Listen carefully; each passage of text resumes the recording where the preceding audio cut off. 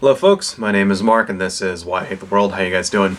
So this is a video about Trump's Muslim travel ban, which I'm sure all of you know what's going on with that, but for our viewers who live in caves deep in the woods or happen to live in Antarctica or some shit like that, quick recap. What's happening? So Donald Trump, because he's an incompetent fucking idiot, decided not to run his latest executive order in front of all the different agencies and stuff that it would affect, and without warning issued a ban from several different Mideast countries, banning all people from these countries from entering the United States. Those countries being Iran, Iraq, Syria, Sudan, Libya, Yemen, and Somalia.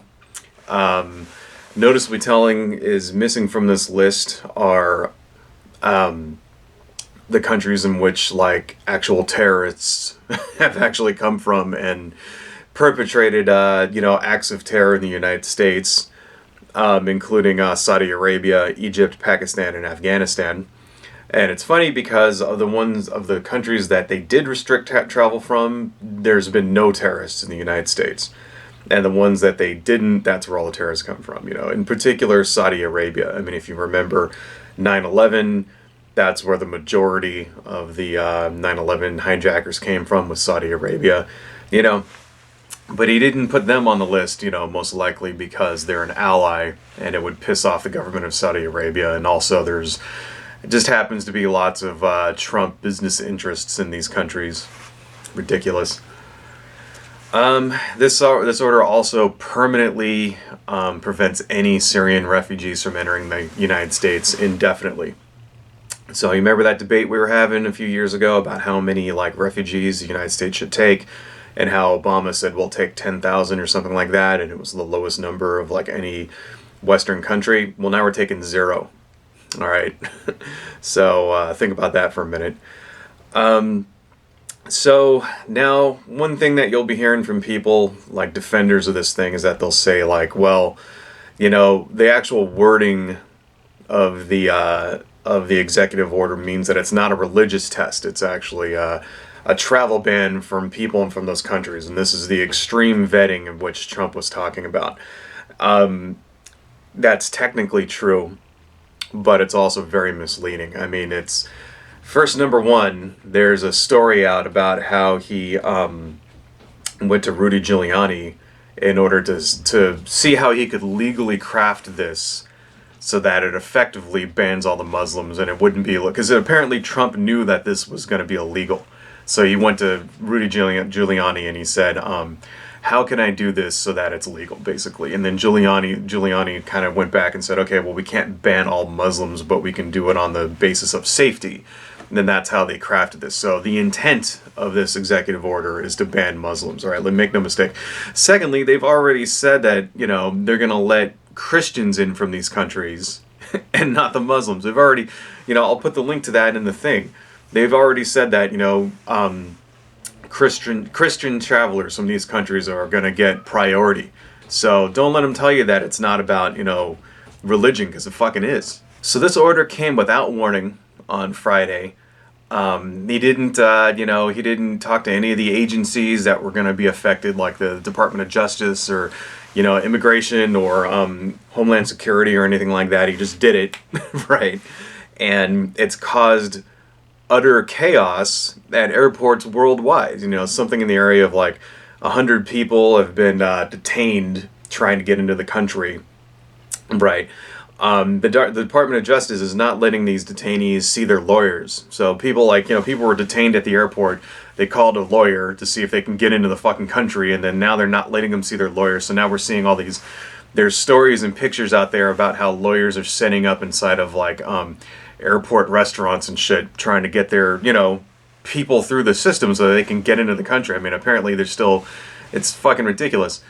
And it's not just travelers. It's it's people with green cards, right, who are lawfully allowed in the United States. Among those are Iraqi translators who have been working with the armed forces There's been reports of those guys not being able to get back in.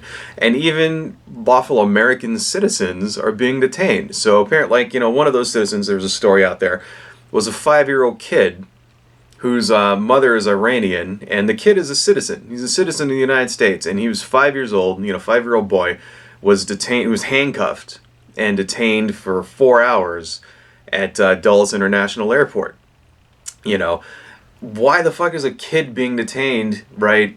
That's absolutely ridiculous, right? And handcuffed, a fucking 5-year-old child. So then, Sean Spencer, who's, Trump's bullshit fucking excuse for a press secretary, comes out, and he says, the reason why this 5-year-old child was detained at an airport was this. This is his quote. To assume that just because of someone's age and gender that they don't pose a threat would be misguided and wrong. So, which is absolutely fucking ridiculous. So, see, that's an example, right? To go off on a tangent here for a second. That's an example of how the right wing likes to twist around PC language in order to use it against the left. Look at what he said. Age and gender. He's making it sound like we're being like, we're being the bigots here by not, by objecting to a 5-year-old child being handcuffed. I mean, it's fucking a joke, but that's a subject for another video. The latest development in this story is that Sally Yates, who was the acting Attorney General, recommended to the DOJ that they not defend this case in court, because immediately, multiple lawsuits have been filed against this immediately, and she basically said, okay, we're not going to defend this, and then Trump fired her, so now we don't have an Attorney General, okay, because his pick has not been confirmed through Congress yet. Right, so now we have like the second in command Attorney General, who's like it's a fucking shit show is what it is, and it just kind of blows me away. Number one, that people, first off, he said he was going to do this. Okay, he said that this was one of his fucking campaign promises. I'm going to do extreme vetting. Right, nobody knew what the fuck that meant because he wouldn't explain it. Okay, during the campaign, he wouldn't explain what extreme vetting meant. Well, I guess that's what extreme vetting means. Extreme vetting means just not letting anybody in the fucking country at all. All right? So, now everybody's surprised. It's like, well, why the fuck are you surprised? He said he was going to do. Number two, it's like, it kind of just shows, like, I think this is a good illustration of why it's important who the president is. We're 11 days in. Okay, he's been the president for 11 days. He's fucked up everything so much in 11 days. He's fucking destroying everything. He's fucked up our relationship with China. He's fucked up our relationship with Mexico. He's reversed the pipelines, those pipeline orders. He's taken all the teeth out of the EPA. He's passing ridiculous executive orders. There was an executive order the other day where he said for every regulation you pass, the government agency has to remove 2 other ones, which is stupid and ridiculous and unenforceable and goes against current law. Right. He put a gag order on all government agencies so they can't communicate to the public without his permission. It's just basically 10 days in this fucking ridiculous dumpster fire train wreck of a fucking, and I'm flabbergasted. It's what's he gonna fuck up next? I guess he's gonna fuck up immigration now, right? I guess he's gonna piss off fucking 9 different countries in the Middle East. I don't understand it, folks. It's just kind of here's the thing. People are defending this online, and there really is no way that, we could sit here, we can argue about the merits of this and whether it's true or whether it's needed, but I think all it really comes down to is fuck you, okay? If this is what you support, if this is what you believe in, if this is what you want from a country, go fuck yourself, all right? America is better than this, all right? And America is better than Donald Trump. I guess that's the best argument I can give is, it's an absolute shit show. And, hang on to your hats because it's this is day 11. What's going to happen on day 12? Adios, folks.